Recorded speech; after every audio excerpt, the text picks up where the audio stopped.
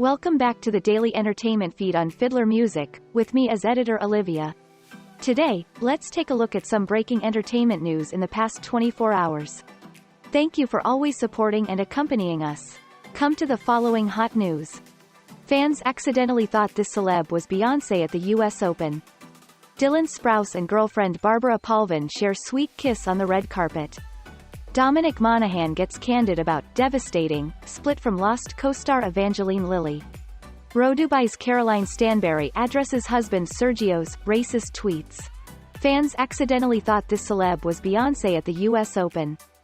Every year, the US Open tennis tournament is a star-studded affair.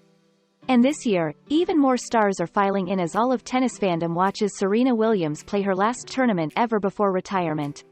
On the tournament's opening night and Serena's first-round match, celebrities ranging from Ben Stiller to Bill Clinton spilled into the Billie Jean King Tennis Center in Flushing Meadows, Queens to watch the tennis queen play, and fans at home thought they saw another queen in the stands.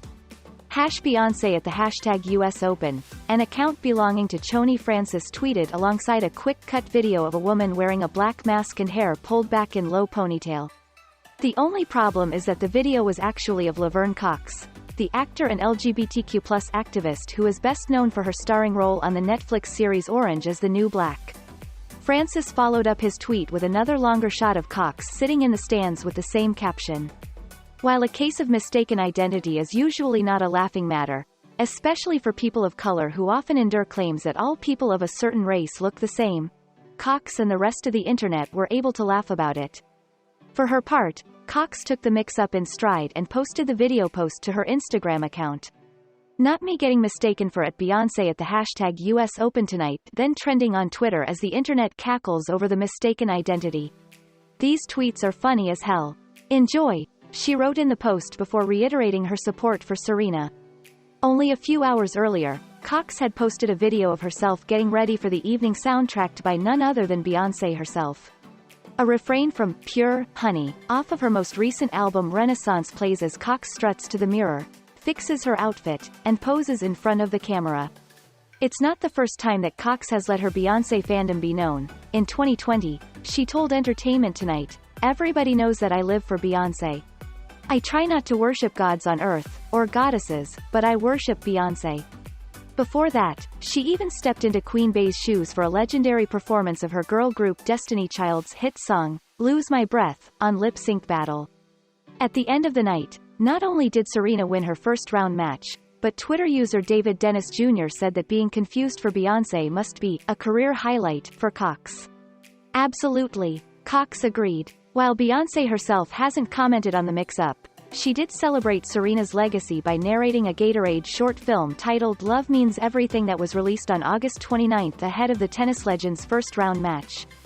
The film showcases iconic moments from Serena's career, which broke down barriers for women of color, and specifically black women, in a sport that has not always been accessible to middle or lower-class people. "It's a love that we'll remember through the generations," Beyoncé narrates in the film, speaking to Serena's resilience and passion for the game. "A love that started a movement to always love exactly who you are. And who you can be. To be so in love with your identity that your very essence cannot be contained. To cherish every muscle and every curve your body exhibits. A movement to always love being a proud black woman." Dylan Sprouse and girlfriend Barbara Palvin share sweet kiss on the red carpet. Dylan Sprouse and Barbara Palvin shared an adorable moment at the Venice International Film Festival in new photographs taken on August 31. Dylan Sprouse and Barbara Palvin took their love abroad to Italy for the 79th Venice International Film Festival, where they walked the white noise red carpet together hand in hand. It's clear the pair remain as happy as ever as they couldn't help but share a sweet moment together in photographs taken on August 31. The After We Collided star and the model channeled old Hollywood glam with their outfits, with Barbara, who is an ambassador for Armani Beauty, wearing a black sequin dress. Her gown is an archival Armani Privé piece from the brand's Spring 2019 couture collection. Dylan chose a black and white tuxedo ensemble for the event, which he topped off with a bow tie and leather Oxford lace-up shoes. The two first sparked romance rumors back in 2018 when they visited her hometown of Budapest, Hungary together.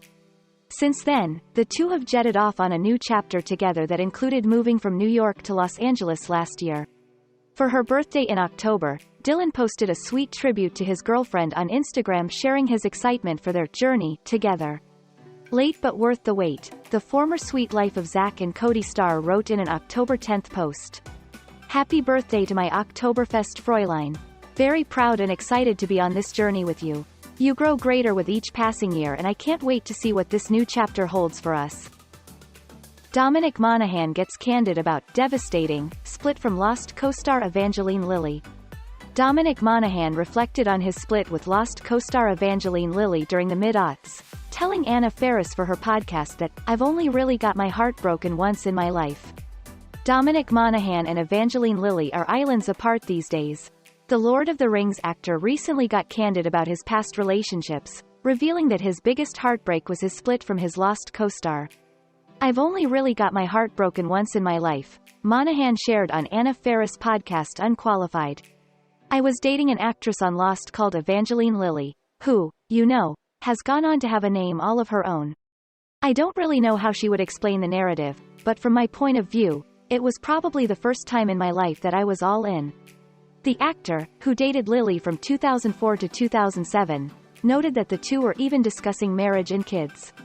However, Monaghan said his drinking and partying ultimately led to the split, saying, "Even though I would get my work done and at that point I was a very committed actor to Lost, I would only consider it a weekend if I was drunk out of my mind on a Friday and Saturday night. I thought that was normal." Monaghan continued, "I think if you are drinking often, probably your behavior, choices and mood are up for debate and I think Evie was pretty straight down the middle. I was always the guy that wanted more. I think she was looking around to see what else was an option," he alleged. "Unfortunately, there was a bit of a crossover which was upsetting for me and it exploded in my face in an awful way." The Star Wars: The Rise of Skywalker actor added that he found out Lilly was allegedly seeing someone else while they were together because someone else told him.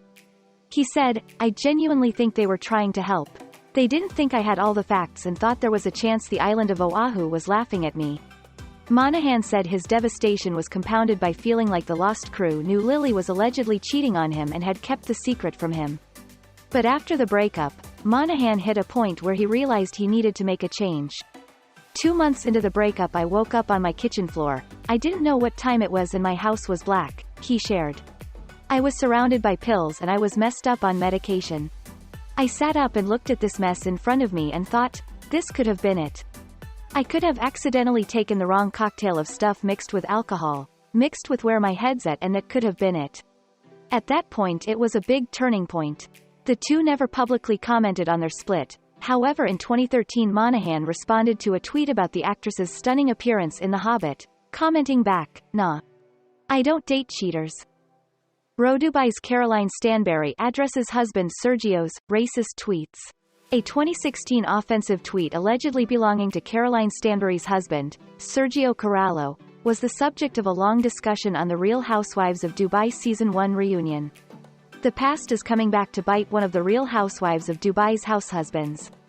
Caroline Stanbury found herself in the hot seat on behalf of her man, Sergio Corallo, during Part 1 of the Bravo series Season 1 reunion on August 31st.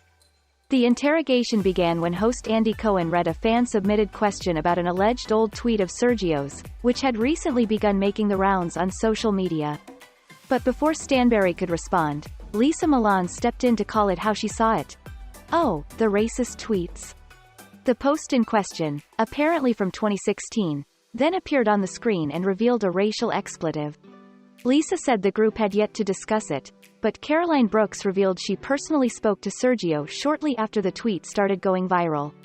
As Brooks recalled, "That morning when I saw it, when it surfaced, Caroline called me first, furious, pissed. Then I got on the phone with him because he was really upset. Here's the deal. That word is unacceptable," Brooks continued. Sergio then explained to me he's never even heard that word before. I explained to him how problematic that is, as did Caroline, and I think he got a good enough lashing from everybody around him for that. He was very apologetic. He didn't apologize publicly, but he was apologetic. Regarding whether or not the former pro soccer player actually wrote the controversial tweet, Sarah Al-Madani said she recruited a tech team to determine its authenticity, and the results apparently turned out to be in Sergio's favor. Quote, They investigated everything, Sarah explained, and it wasn't attached to his Instagram. Somebody used his Twitter to promote an R&B nightclub because he was famous back then. He said someone else wrote it to promote it. Brooks admitted to being indifferent on the matter, not revealing whether or not she believed the tech investigation's findings. Stanbury also didn't elaborate, but she did acknowledge that Sergio, unlike her, is new to the world of reality TV. And before filming on RHODubai even began, she said she told him, "Before you start something like this, he's never been on TV like this or in the public eye like that, just check everything." And obviously he hadn't gone that far back, she continued, but he apologized to whoever he thought he should. Sergio is the least racist person. And those are also the most outstanding news that closes the Today Morning. Thank you to everyone for listening and following Fiddler Music Daily News. If you find the video interesting and useful, please click like and subscribe to our channel so you don't miss any of the latest entertainment as well as celebrity